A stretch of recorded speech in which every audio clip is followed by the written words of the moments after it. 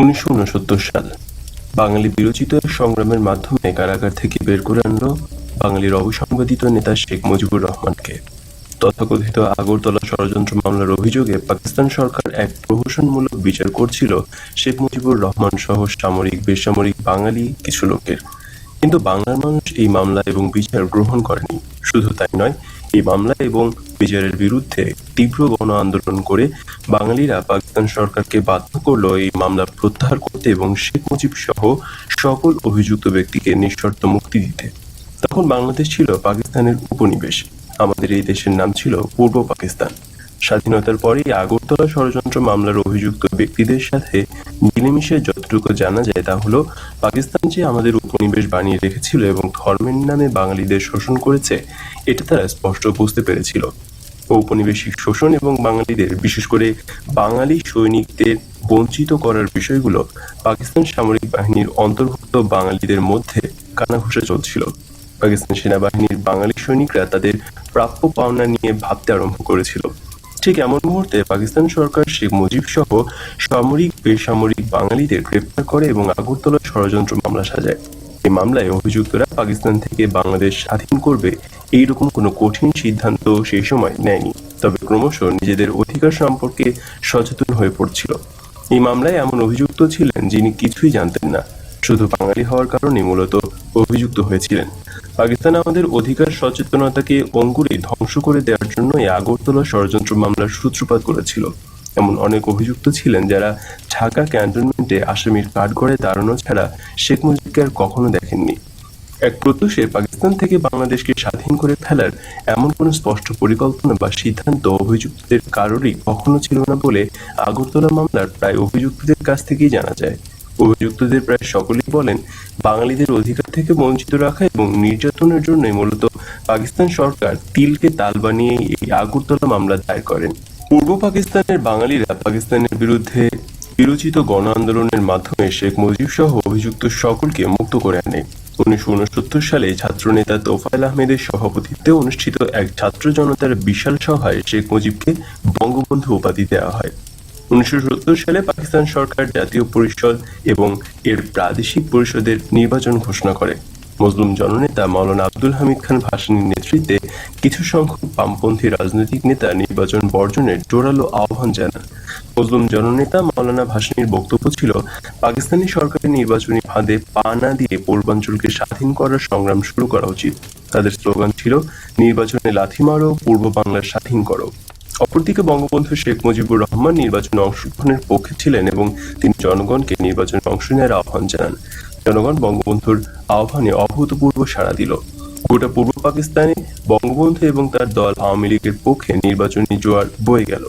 নির্বাচনে বঙ্গবন্ধু শেখ মুজিবুর রহমান এবং তার দল আওয়ামী লীগকে বাঙালিরা পূর্ব পাকিস্তানের 169টি আসনের মধ্যে মাত্র 2টি ছাড়া বাকি 167টি আসনে বিজয়ী করল।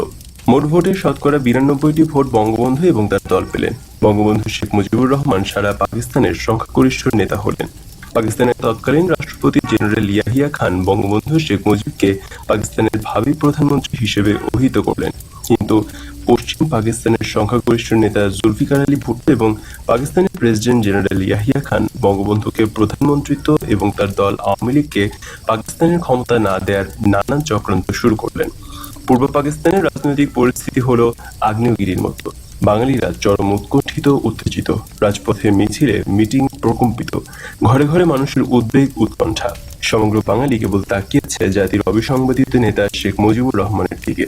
তিনি যা বলছেন চোখের পলকে বাঙালি তাই করছে। ইতিহাসের পাতায় অনেক ইতিহাস দ্রুত পেরিয়ে যাচ্ছে। যে কোনো ধরনের কর্মসূচিতে শুধু শেখ মুজিবের ঘোষণা করতে যতটুকু দেরি, তিনি যে কোনো কর্মসূচি ঘোষণা দেওয়ার সঙ্গে সঙ্গে বিদ্যুৎ গতিতে বাঙালি তা বাস্তবায়িত করছে। উত্তাল জাতির মুখে শুধু একটি স্লোগান গর্জন করে ফিরছে, বাংলাদেশ স্বাধীন করো, বাংলাদেশ স্বাধীন করো। এরই মধ্যে বঙ্গবন্ধু শেখ মুজিব 7ই মার্চ রেসকোর্স ময়দানে জনতার সভা ডাকলেন। ভোর না হতে লক্ষ লক্ষ বাঙালি রেসকোর্স ময়দানে সমবেত হলো স্বাধীনতার প্রশ্নে নেতার রায় শোনার জন্য। লক্ষ লক্ষ জনতার সামনে এসে দাঁড়ালেন জনতার নেতা বঙ্গবন্ধু শেখ মুজিবুর রহমান। কিন্তু বঙ্গবন্ধু শেখ মুজিবুর রহমান স্বাধীনতা ঘোষণা করেও স্বাধীনতা ঘোষণা করলেন না। পাকিস্তান সরকারের কাছে বঙ্গবন্ধু শেখ মুজিবুর রহমান মূলত চারটি কন্ডিশন বা দাবি দিয়ে তার ভাষণ শেষ করেন। বঙ্গবন্ধু বলেন, আমাদের দাবি মানতে হবে প্রথম, তারপর তিনি বিবেচনা করে দেখবেন অ্যাসেম্বলিতে যাবেন কি যাবেন না। যদিও বঙ্গবন্ধু শেখ মুজিবুর রহমান বলেন, এবারের সংগ্রাম আমাদের মুক্তির সংগ্রাম, এবারের সংগ্রাম স্বাধীনতার সংগ্রাম। তারপর বলা যায় না বঙ্গবন্ধু শেখ মুজিবুর রহমান ৭১-এর ৭ই মার্চ স্বাধীনতা ঘোষণা করেছেন। ৭ই মার্চ ১৯৭১ তিনি স্বাধীনতা ঘোষণা করেও স্বাধীনতা ঘোষণা করেননি। অজ্ঞাত কারণে তিনি ৭১-এর ৭ই মার্চ পরিষ্কারভাবে স্বাধীনতা ঘোষণা না করে স্বাধীনতা ঘোষণা করতে একটুখানি বাকি রাখলেন এবং পাকিস্তান সরকারের উদ্দেশ্যে চারটি দাবি করলেন। আবার তারই দাবি মেনে নেওয়ার জন্য পাকিস্তান সরকারকে সুনির্দিষ্ট কোনো সময়সীমাও বেঁধে দিলেন না। তবে তার নির্দেশে যে অসহযোগ আন্দোলন চলছিল তা বজায় রাখার নির্দেশ তিনি দেন এবং সেই সাথে নতুন করে যোগ করলেন খাজনা, ট্যাক্স সব বন্ধ করে দেওয়ার নির্দেশ। হরতাল প্রত্যাহার করলেন, স্কুল, কলেজ, অফিস আদালত, কলকারখানা সব বন্ধ ঘোষণা করলেন। মাস শেষে কর্মচারীদের বেতন নিয়ে আসতে বললেন, শিল্পের মালিককে শ্রমিকের বেতন পৌঁছে দিতে বললেন। রেডিও টেলিভিশন তার সংবাদ পরিবেশন না করলে বাঙালিদের রেডিও টেলিভিশনে যেতেও নিষেধ করলেন। আন্দোলন নতুন মোড় নিল। বাঙালি বুঝতে পারল স্বাধীনতা ছাড়া আর কোনো গত্যন্তর নেই। কিন্তু ঠিক কবে থেকে স্বাধীনতার যুদ্ধ বা মুক্তিযুদ্ধ শুরু হবে এবং কিভাবে হবে তা নিয়ে ছিল অস্পষ্টতা এবং সংশয়। কারোরই সঠিক কোনো পরিষ্কার ধারণা ছিল না। কোন এক অজ্ঞতার কারণে ৭১-এর ৭ই মার্চ বঙ্গবন্ধু শেখ মুজিবুর রহমান এককভাবে সুস্পষ্ট করে স্বাধীনতা ঘোষণা করলেন না কেন তা কখনো কোনোদিন পরিষ্কার জানা যায়নি। বিশ্লেষণ এবং সামরিক পরিসংখ্যানে জানা যায় ৭ই মার্চ বঙ্গবন্ধু শেখ মুজিবুর রহমান যদি পাকিস্তানের সাথে সম্পর্ক ছিন্ন করে বাংলাদেশকে স্বাধীন সার্বভৌম দেশ হিসেবে ঘোষণা করতেন এবং সুদূর ১২,০০০ মাইল দূর থেকে আসা পাকিস্তানি সৈন্যদের বন্দী ঘোষণা করে বলতেন, তাহলে পাকিস্তানি সৈন্যদের সাথে বাঙালি সৈন্য, ইপিআর, পুলিশ এবং জনতার যে লড়াই বা যুদ্ধ হতো, সেই যুদ্ধে মাত্র কয়েকদিনের মধ্যে সামান্য রক্তপাতের বিনিময়ে আমাদের দেশ মুক্ত বা স্বাধীন হতো। ১৯৭১-এর ৭ই মার্চ পর্যন্ত বাংলাদেশে পাকিস্তানি সৈন্য সংখ্যা এতই নগণ্য ছিল যে পাকিস্তানের পাঞ্জাবি, সিন্ধি, বেলুচ সৈন্য বাঙালি সৈন্যদের কাছে অসহায় এবং মুখাপেক্ষী ছিল। আবার এই পাকিস্তানি, পাঞ্জাবি, সিন্ধি, বেলুচ সৈন্যদের অধিকাংশ ছিল অফিসার, যারা যুদ্ধ পরিচালনা করে কিন্তু সরাসরি যুদ্ধ করে না। এই নগণ্য সংখ্যক পাকিস্তানি সৈন্যকে ধরাশয়ী বা পরাস্ত করতে বাঙালি সৈন্য, ইপিআর, পুলিশ এবং ৭.৫ কোটি জনতা কোনো ক্রমেই সপ্তাহের বেশি সময় লাগতো না। কিন্তু অজ্ঞাত কারণে ৭ই মার্চ বঙ্গবন্ধু শেখ মুজিবুর রহমান স্পষ্টভাবে সরাসরি স্বাধীনতা ঘোষণা না করায় এবং অনির্দিষ্ট সময় নিয়ে পাকিস্তানের কাছে চারটি দাবি বা শর্ত দেওয়ার সুযোগে পাকিস্তান দিবারাত্রি তাদের সৈন্য এবং অস্ত্র বাংলাদেশে এনেছে। ১৯৭১ সালের ৭ই মার্চ পর্যন্ত বাংলাদেশে পাকিস্তানের যত নন বেঙ্গলি সৈন্য ছিল, ৭ই মার্চ শেখ মুজিবুর রহমানের ভাষণের পরে পাকিস্তান বাংলাদেশে তার সৈন্য এবং অস্ত্রশস্ত্র, গোলাবারুদ বহুগুণ বৃদ্ধি করে এবং পাকিস্তানি নন বেঙ্গলি সৈন্যের সংখ্যা যখন বাঙালি সৈন্য সংখ্যার চাইতে বহুগুণ বেশি বৃদ্ধি পায়, তখনই কেবল পাকিস্তানিরা বাঙালিদের আক্রমণ শুরু করে। বঙ্গবন্ধু ৭ই মার্চের ভাষণে পাকিস্তানিরা আক্রমণ করলে রাস্তাঘাট বন্ধ করে দেওয়ার কথা বলেছেন, যার যা আছে তাই নিয়ে মোকাবেলা করার কথাও বলেছেন, খাজনা, ট্যাক্স বন্ধ করে দেওয়ার কথা বলেছেন এবং বাংলাদেশ থেকে পাকিস্তানে টাকা পয়সা পাঠানো বন্ধ করেছেন। ফলে পাকিস্তান ৭ই মার্চ থেকে তৎকালীন ঢাকা, তেজগাঁও বিমানবন্দর দিনরাত ২৪ ঘন্টা শুধু সৈন্য আনার কাজ ব্যবহার করেছে। পাকিস্তান আমাদের দেশ থেকে ১২,০০০ মাইল দূরবর্তী একটি দেশ। শুধু দূরত্বটাই মুখ্য নয়, আমাদের বাংলাদেশ আর পাকিস্তানের ঠিক পুরোপুরি মাঝখানে রয়েছে পাকিস্তানের চিরশত্রু দেশ ভারত। এই মাঝখানে শত্রুভাবাপন্ন বিশাল ভারত টপকে পাকিস্তানিদের বাংলাদেশে আসা কিছুতেই সম্ভব ছিল না। প্রশ্নই ওঠে না, ভৌগোলিক কারণে অতি সহজে স্বল্প সময়ে স্বল্প প্রাণহানিতে আমাদের দেশ স্বাধীন হওয়া খুবই সম্ভব ছিল, উচিত ছিল। এমন হওয়া বিচিত্র ছিল না যে বিনা যুদ্ধে, বিনা রক্তপাতে আমাদের দেশ স্বাধীন হতো। কিন্তু আমাদের স্বাধীনতার জন্য কার্যকরী ব্যবস্থা না নিয়ে বঙ্গবন্ধু শেখ মুজিবুর রহমান কর্তৃক পাকিস্তানিদের দীর্ঘ সময় দেওয়ার কারণে আমাদের স্বাধীনতার জন্য ৩০ লক্ষ মানুষের প্রাণ দিতে হলো। ৩০ লক্ষ শহীদের সংখ্যা নিয়েও প্রশ্ন আছে। ২ লক্ষ মা বোনদের ইজ্জত দিতে হলো। এই ২ লক্ষ বীরাঙ্গনাদের সংখ্যা নিয়েও প্রশ্ন আছে। আসলে শেখ মুজিবুর রহমান মানসিকভাবে স্বাধীনতার জন্য প্রস্তুত ছিলেন না, অথবা পাকিস্তান থেকে বিচ্ছিন্ন হয়ে আলাদা স্বাধীন রাষ্ট্র তিনি চাননি। পাকিস্তানিরা আমাদের উপর স্বাধীনতা যুদ্ধ বা মুক্তিযুদ্ধ চাপিয়ে দিয়েছিল এবং তাদের আক্রমণ ও হত্যাযজ্ঞের ফলেই আমরা মুক্তিযুদ্ধ করতে বাধ্য হই, অর্থাৎ পাকিস্তানিরাই আমাদের স্বাধীন হতে বাধ্য করেছে। ১৯৭১ সালের ৭ই মার্চ ভাষণে শেখ মুজিবুর রহমান পাকিস্তানের কাছে যে চারটি দাবি করেছিলেন, সামরিক আইন মার্শাল ল তুলে নিতে হবে, সমস্ত সেনাবাহিনীর লোকদেরকে ব্যারাকে ফিরিয়ে নিতে হবে, যেসব লোককে হত্যা করা হয়েছে তাদের তদন্ত করতে হবে এবং জনপ্রতিনিধিদের কাছে ক্ষমতা হস্তান্তর করতে হবে, অর্থাৎ বঙ্গবন্ধু শেখ মুজিবুর রহমানকে পাকিস্তানের প্রধানমন্ত্রী করতে হবে। এই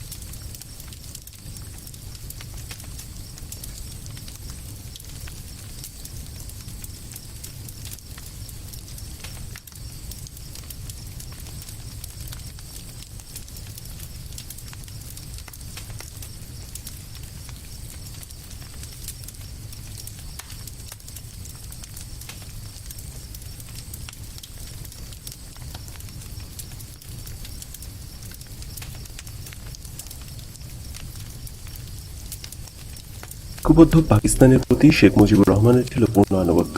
পাকিস্তান থেকে বিচ্ছিন্ন হয়ে যাক, পাকিস্তান টুকরো টুকরো হয়ে যাক, বঙ্গবন্ধু শেখ মুজিবুর রহমান কখনোই তা চাননি। আর চাননি বলেই প্রয়োজনীয় সুযোগ থাকা সত্ত্বেও তিনি পাকিস্তান থেকে বিচ্ছিন্ন হয়ে আলাদা স্বাধীন রাষ্ট্র তৈরি করার জন্য কোনো বাস্তব কার্যকর ভূমিকা নেননি। শেখ মুজিবুর রহমানের ৭ই মার্চের ভাষণ হল ট্রিমেন্ডাস কন্ডিশনাল স্পিচ, যে ভাষণে পাকিস্তান রক্ষার শেষ চেষ্টা হিসেবে শেখ মুজিবুর রহমানের কাছে ক্ষমতা হস্তান্তরের শর্ত দেওয়া হয়েছিল। আবার ক্ষমতা দেয়া না হলে পাকিস্তান বিচ্ছিন্ন হয়ে যাওয়ার সতর্ক হুঁশিয়ারি দেওয়া হয়েছে।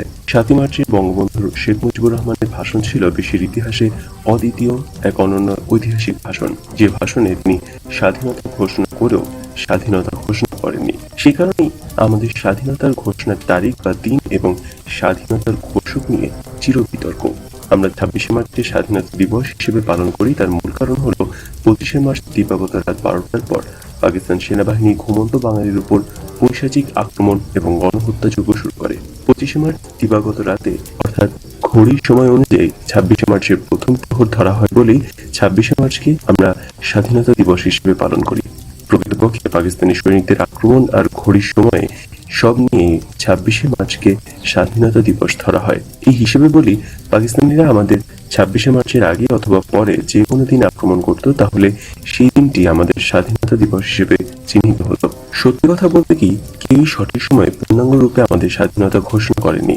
যদিও বলা হয়ে থাকে ২৫শে মার্চ রাত ১২টার পর টেলিগ্রামের মাধ্যমে বঙ্গবন্ধু শেখ মুজিবুর রহমান স্বাধীনতা ঘোষণা করেছিলেন, কিন্তু টেলিগ্রামের ওই ঘোষণার যথার্থতা খুঁজে পাওয়া যায়নি। টেলিগ্রামের মাধ্যমে বঙ্গবন্ধু শেখ মুজিবুর রহমানের স্বাধীনতার ঘোষণাটি তখনকার সময় ৭.৫ কোটি বাঙালির কেউ পেয়েছে বা কেউ শুনেছে আজ পর্যন্ত এমন দাবি করেনি। ২৩শে মার্চ হলো পাকিস্তান দিবস। এই ২৩শে মার্চ পাকিস্তান দিবসে তৎকালীন পূর্ব পাকিস্তান অর্থাৎ বর্তমান বাংলাদেশ সহ সারা পাকিস্তানের সকল সরকারি বেসরকারি পতাকা তোলা হতো। শহরের রাস্তাগুলো পাকিস্তানি পতাকা দিয়ে সাজানো হতো এবং রাষ্ট্রীয় এবং সামাজিক নানা অনুষ্ঠানের মধ্যে দিয়ে ২৩শে মার্চ পাকিস্তান দিবস পালন করা হতো। কিন্তু ৭১-এর ২৩শে মার্চ পাকিস্তান দিবসে পূর্ব পাকিস্তানের কোথাও কোনো সরকারি বেসরকারি ভবনে পাকিস্তানি পতাকা উড়ানো তো হয়নি, বরং জনগণ স্বেচ্ছায় স্বতঃস্ফূর্তভাবে এদেশের তৎকালীন পূর্ব পাকিস্তানের প্রতিটি সরকারি বেসরকারি ভবনে, প্রতিটি বাড়িঘরে, রাস্তাঘাটে, গ্রামবাংলার কাছে, গাছে, এমনকি বঙ্গবন্ধু শেখ মুজিবুর রহমানের বাসভবনে সবুজের মাঝে লাল বৃত্তের উপর হলুদ রঙের মানচিত্র খচিত স্বাধীন বাংলার পতাকা উড়িয়ে দিয়ে পাকিস্তানের যবনিকাপাত ঘটালো। পাকিস্তান দিবসে পাকিস্তানি পতাকা উড়ল না, পাকিস্তানি সৈন্যরা কুচকাওয়াজ করল না, পাকিস্তানের কোনো অস্তিত্বই খুঁজে পাওয়া গেল না। তারপরও বঙ্গবন্ধু শেখ মুজিবুর রহমান স্বীকৃত পন্থায় সোজাসুজি স্পষ্ট না করে বাঙালির স্বাধীনতা ঘোষণা করেননি। কি এক অজ্ঞাত কারণে শেখ মুজিবুর রহমান মুখ খুলেননি, নীরব ছিলেন। স্বাধীনতা ঘোষণার বৈধ রাজনৈতিক দায়িত্ব কেবলমাত্র শেখ মুজিবকেই বাঙালি জাতি দিয়েছিলেন, কিন্তু শেখ মুজিবুর রহমান জাতি কর্তৃক প্রদত্ত রাজনৈতিক দায়িত্ব পালন করে স্বাধীনতা ঘোষণা করেননি। ওই পরিস্থিতিতে অন্য কারো পক্ষে স্বাধীনতা ঘোষণা করা সম্ভব ছিল না, কেননা শেখ মুজিব ছিলেন বাঙালির আশা আকাঙ্ক্ষার প্রতীক। তবে পাকিস্তানিরা ভয়, লোভ, কোনো কিছুর বিনিময়ে বঙ্গবন্ধু শেখ মুজিবুর রহমানের স্বাধীনতা চান না, এইরকম কোনো স্বীকারোক্তি আদায় করতে পারেননি। যদি শেখ মুজিবুর রহমান স্বাধীনতার বিপক্ষে কোনো কথা বলতেন, তাহলে আমাদের স্বাধীনতা পাওয়া ডিফিকাল্ট হয়ে যেত।